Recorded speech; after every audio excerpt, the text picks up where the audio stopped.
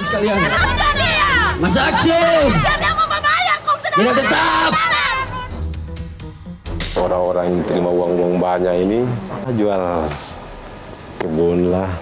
Yang invest itu terlalu besar dari arisan, sehingga kita itu tidak bisa membayar keuntungannya, habis untuk gali lubang tutup lubang.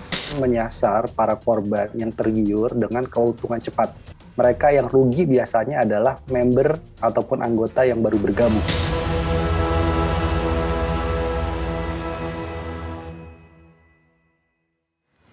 Ingin untung malah buntung.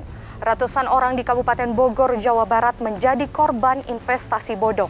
Sementara itu, di sejumlah daerah di Gorontalo, tipu-tipu investasi bodong juga memakan ratusan korban. Kasus kejahatan penipuan investasi ini terus berulang dengan modus yang selalu sama. Namun mirisnya, mengapa masyarakat masih saja terjerat dengan tipu-tipu investasi bodong? Liputan Target kali ini akan mengingatkan kembali kepada Anda soal ciri-ciri investasi bodong dan bagaimana cara menghindarinya. Sekarang ada hati-hati dong kalau musibah. Lagi-lagi, penipuan berkedok investasi kembali terjadi di sejumlah daerah. Tak tanggung-tanggung, kerugiannya mencapai miliaran rupiah. Berawal dari laporan sejumlah korban, Satreskrim Polres Bogor akhirnya dapat menelusuri dan meringkus LY, tersangka penipuan dengan modus arisan dan investasi bodong pada 31 Januari lalu. Kita berhasil mengamankan tersangka LY di samping melakukan tindak pidana penipuan dan atau penggelapan yang mana korbannya ada kisaran 300 orang. Para korban mengaku diajak oleh pelaku untuk menginvestasikan uangnya pada kelompok arisan yang telah dibuat LY dengan iming-iming pasti untung. Awalnya korban itu diajak untuk berinvestasi dengan cara mendepositkan sejumlah uang, kemudian dengan keuntungan berapa persen dalam beberapa bulan. Namun pada kenyataannya setelah jatuh tempo, yang bersangkutan tidak pernah mendapatkan keuntungan tersebut. Setelah 4 tahun membuat kelompok arisan fiktif tersebut, LY kena batunya. Ia tidak dapat memutar lagi uang arisannya. Akal bulusnya ketahuan.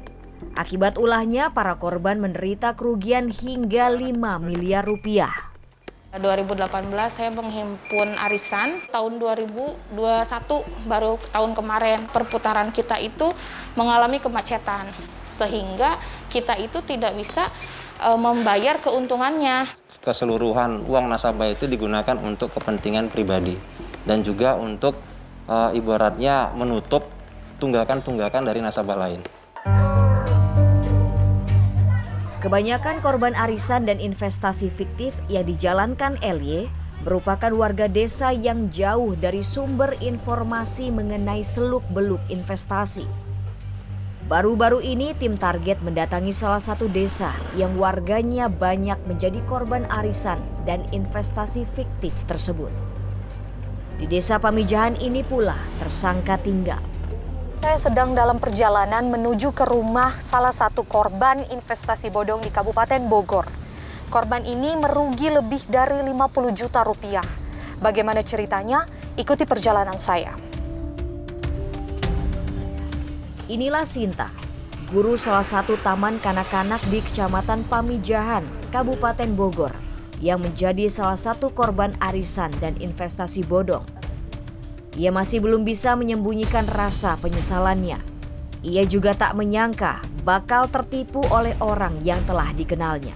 Gabung dulu tahun 2019, mandeknya itu pada bulan Juni 2021. Sekitar ya 50 lebih kali ya.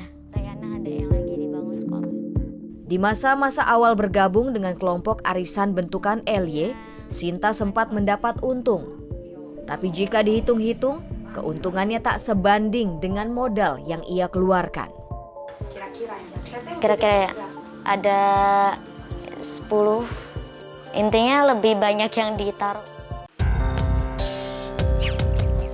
Selain sebagai member, Sinta juga seorang agen. yang tugasnya mencari anggota baru. Kini ia merasa sangat terbebani, lantaran puluhan anggota di bawahnya makin sering menanyakan uang mereka. Ya emang aku ngerasa bersalah di situ. Meskipun ya emang aku gak tahu menahu soal itu, aku gak makan uang itu, sama sekali gak menikmati. Baru pertama kali ikut, aku gantinya 50% dari modal yang mereka tanam. Aktivitas investasi yang memberikan keuntungan kepada anggotanya dengan menggunakan dana anggota lainnya atau uang dari anggota baru dan bukan dari keuntungan suatu usaha disebut sebagai skema Ponzi. Praktek investasi palsu yang menggunakan skema Ponzi sangat tidak aman dan berpotensi merugikan membernya.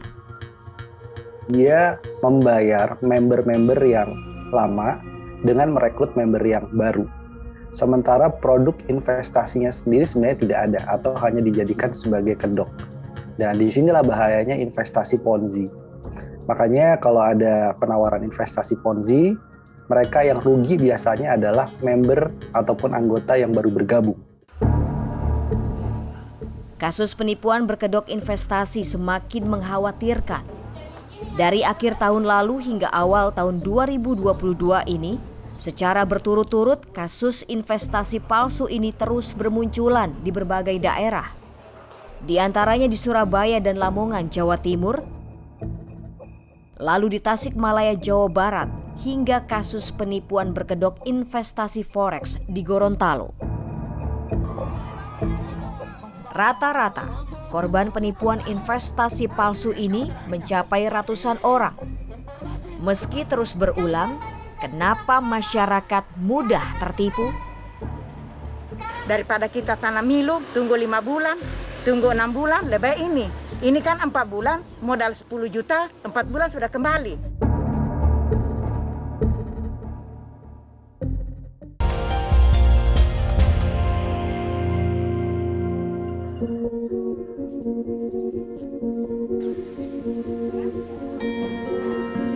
Satgas Waspada Investasi dari OJK mencatat adanya tren penurunan produk investasi ilegal selama 3 tahun terakhir.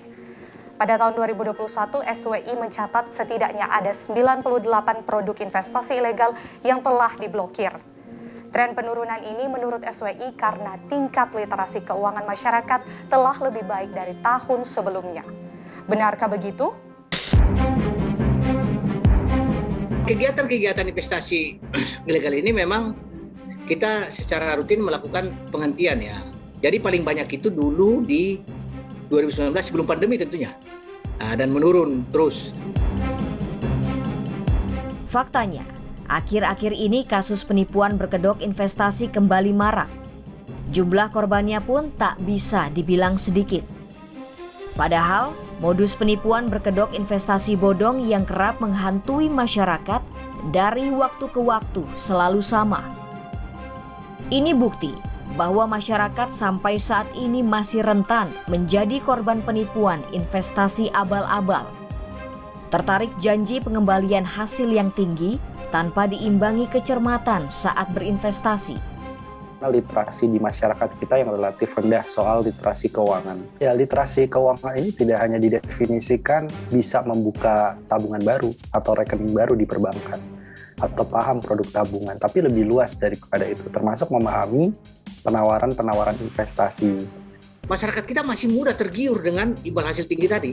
Kita contohnya dikasih 7%, minggu pertama dikasih, minggu kedua dikasih, minggu ketiga dikasih.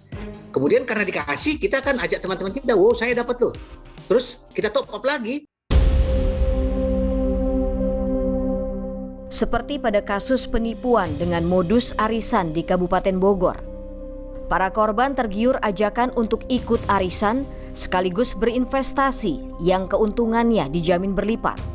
Yang investasi 5-15% dijanjikan keuntungannya. 80% sih mereka langsung mengecat saya ya, jadi tahu mulut dari mulut gitu. Tapi kalau cara saya meyakinkan mereka, cukup dengan menawarkan dan ini keuntungannya sekian persen, dan mereka kebanyakan tidak perlu panjang lebar ya karena udah tahu testi-testinya gitu, jadi langsung ikutan aja.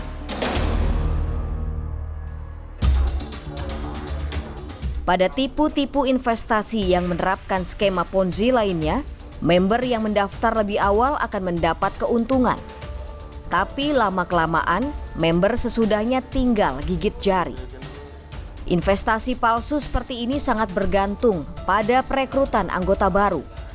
Jika tidak ada anggota baru, maka sumber dana otomatis tertutup. Saya masih untuk merekrut nasabah dengan tujuan untuk pengen menyeimbangkan lagi agar semuanya berjalan lancar lagi.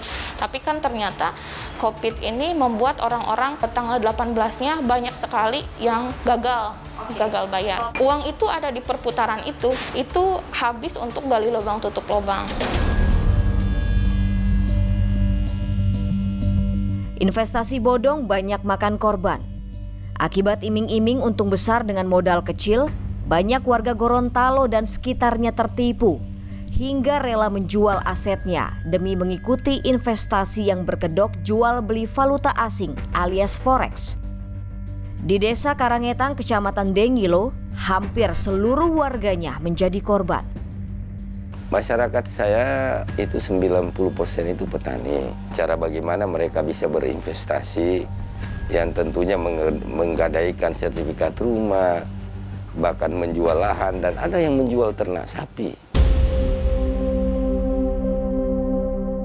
Saleh Mustafa, salah satu korban, mengaku sangat terpukul saat mengetahui uang hasil menjual kebun miliknya raib di tangan tersangka. Awalnya itu kan belum terpengaruh. Ya, cuma nanti orang-orang yang terima uang banyak ini baru ikut. Iya. Jual kebun lah 30. Nah, makanya itu kita orang juga masuk di invest ini. Kita sempat menerima, karena baru pertama isi itu, Pak. Kalau rasa kecewa sih kecewa, rasa susah itu penyesalan. Penyesalan itu. Sekarang dilihat-lihat cuma kebun, karena kebun itu sudah tidak jadi milik kami lagi kan. Senasib dengan Saleh, Pinbawole juga telah kehilangan kebun jagungnya. Ia mengaku tertarik berinvestasi lantaran percaya dengan admin yang merupakan oknum anggota kepolisian. Itu jadi admin, itu katanya aman karena mereka tahu hukum, mereka penegak hukum, pelindung masyarakat, tidak mungkin uang kita titip ini menjadi tidak ada, begitu. Jadi saya bilang oke, kalau begitu saya akan nanti mau jual-jual sampai usaha itu kasihan daripada kita tanam milu, tunggu 5 bulan, tunggu 6 bulan, lebih ini. Ini kan 4 bulan, modal 10 juta, 4 bulan sudah kembali. Sekarang ditindas terus Bapak sekalian. Mas Aksi, tidak tetap. Keuntungan yang dijanjikan nyatanya hanya isapan jempol belaka. Banyak korban kecewa akhirnya melampiaskan kekesalannya dengan menggelar demonstrasi, menuntut polisi menindak tegas pelaku penipuan. Banyak pihak berharap polisi segera mengungkap kasus ini dan menindak tegas siapapun pelakunya, termasuk sejumlah oknum anggota kepolisian yang terlibat. Masih ada 3 trader yang belum ditetapkan, belum tersentuh. Dan ini harapan kami pemerintah daerah agar pihak berwajib untuk mendalami 3 trader yang diduga dalam melakukan praktek-praktek investasi bodong tersebut. FX Family, King Broker, Smart Trader, dan GK Invest. Kasus penipuan berkedok investasi jual beli mata uang asing alias forex di Gorontalo diperkirakan telah merugikan ratusan orang. Sejak pertama kali dirilis pada akhir tahun 2021 lalu, kasus penipuan ini belum ditangani secara tuntas. Sebenarnya ini adalah bentuk penipuan, mengumpulkan dana dengan cara menipu, dengan kata-kata, rangkaian kata-kata bohong, keadaan palsu. Kami memastikan seberapa banyak pun jumlah admin yang berasal dari kepolisian tetap akan menjalani proses hukum.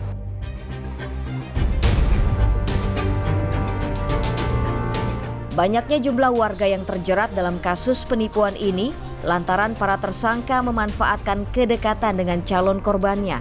Mereka juga menggunakan status sosialnya guna membuat masyarakat yakin untuk ikut bergabung. Dan biasanya memang yang kita rekrut itu adalah orang-orang di sekitar kita, tetangga kita, teman sekantor, teman sekampung, keluarga. Mereka melihat bahwa ini tokoh masyarakat saja, oknum ya, ada yang bergabung dengan skema investasi ini. Maka ini menjadi salah satu tingkat kepercayaan yang cukup tinggi. Pendekatan-pendekatan inilah yang digunakan, baik secara tradisional tadi mendekati tokoh masyarakat, atau mendekati influencer-influencer di media sosial. Sehingga dengan cara itu mereka mendapatkan pengikut secara banyak dan secara cepat. Lalu bagaimana cara mengenali ciri-ciri investasi bodong ini? Legal dan logis. Legal artinya cek izinnya. Yang kedua logis, rasionalitas imbal hasil ya.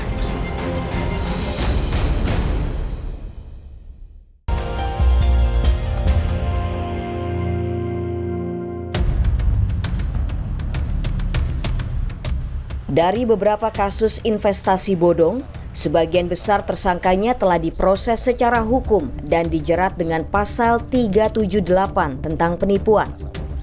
Seperti LY, tersangka penipuan investasi di Kabupaten Bogor. Akibat ulahnya, ia harus berhadapan dengan hukum. Tersangka itu kita terapkan pasal 46, pasal 46, Undang-Undang Nomor 10 tahun 1998 tentang perbankan dan atau pasal 378 dan atau pasal 372 KUHP dengan pidana penjara paling lama 15 tahun.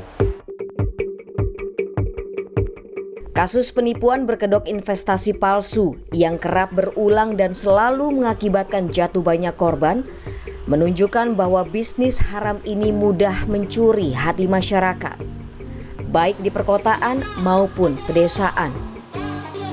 Karenanya meski tak mudah, pihak-pihak berwenang sepatutnya dapat meningkatkan pengawasan terhadap kegiatan investasi tak berizin, termasuk penawaran investasi ilegal di ranah digital. Pengawasannya ini bisa dikatakan sangat lemah. Jadi ketika ada misalnya laporan dari masyarakat ataupun ada kegiatan investasi yang mencurigakan, itu harusnya langsung ditangani.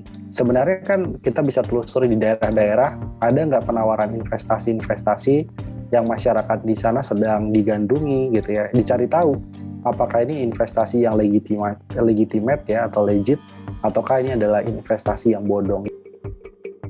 Dalam tahun 2021 saja kita memberantas 98 kegiatan investasi ilegal yang terdiri dari berbagai modus. Ada modus perdagangan kripto, komoditi, forex, money game, kemudian juga kegiatan-kegiatan seperti proyek-proyek yang palsu. Kita ingin membangun masyarakat yang teredukasi dengan cara itu tadi lebih waspada, cerdas untuk memilih mana yang bisa diikuti dan mana yang tidak bisa diikuti.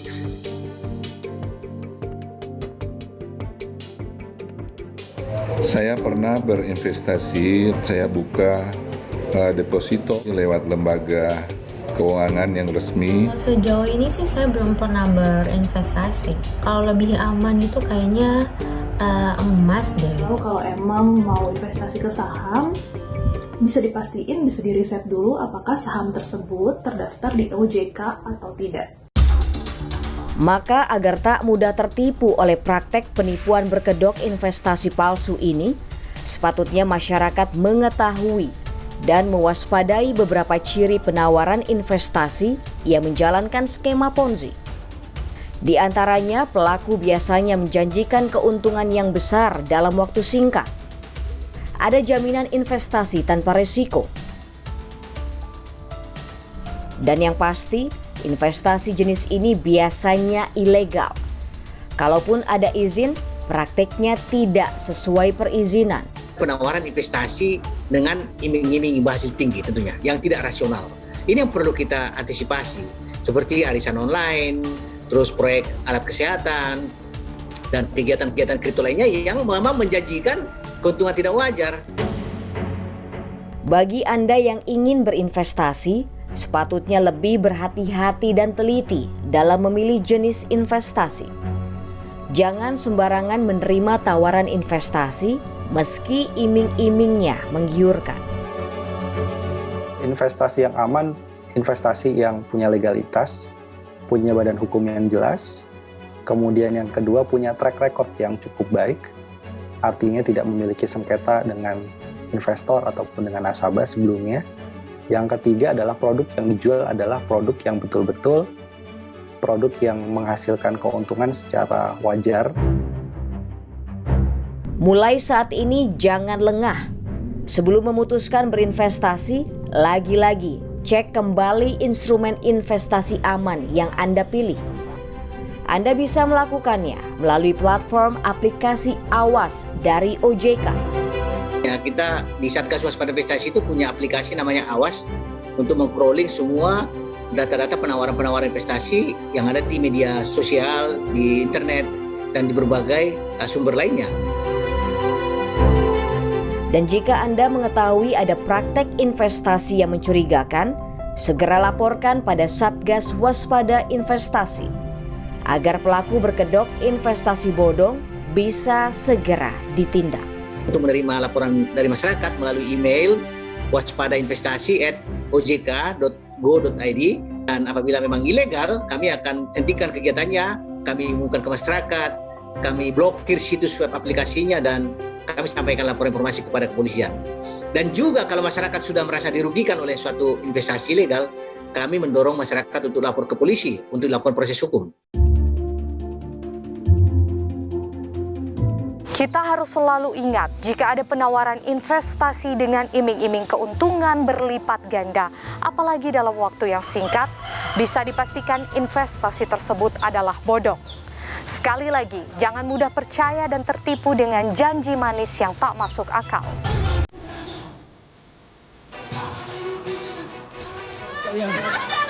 Mas Aksi, belum tetap.